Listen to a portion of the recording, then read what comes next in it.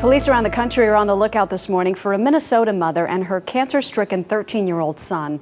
Colleen and Daniel Hauser fled rather than consent to court-ordered chemotherapy treatments for him.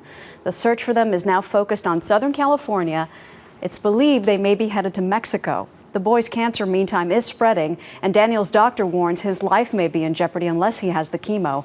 Joining us from St. Peter, Minnesota, is Daniel Hauser's court-appointed attorney, Philip Elbert. Mr. Elbert, good morning. Good morning. I think it's important that we point out that Daniel's parents are not failing to treat him. They simply prefer alternative treatments to chemotherapy. Does the court believe that they don't have a right to choose the best course for their son? Well, we have not reached a final resolution in this case, so that question is really unanswered right now. And that's why we need Daniel back here so we can get a final decision from the judge. So if they do return, he will not be forced to have chemo immediately? Not immediately. The judge needs to and wanted to have additional testimony so the judge could make a determination of what to order next. We know that he had an X-ray that was ordered by the court, and it showed that the tumor had grown back to the size that it was before he had that initial round of chemo.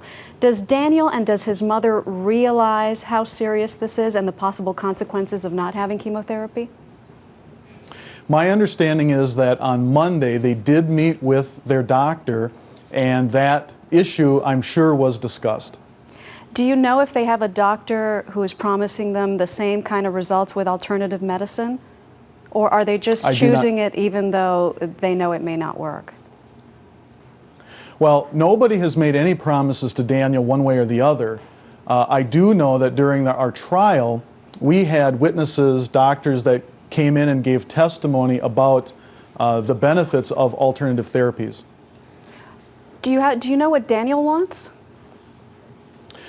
Daniel voiced to me that he did not want to do chemotherapy and that he did not want to harm his own body. So what is your message to him and his mother if they are watching? What will happen if they come back and turn themselves in? What will definitely happen is that Daniel will have a voice in court. Without him being here, he has no voice. I'm here to be his advocate. The judge wants to listen to him.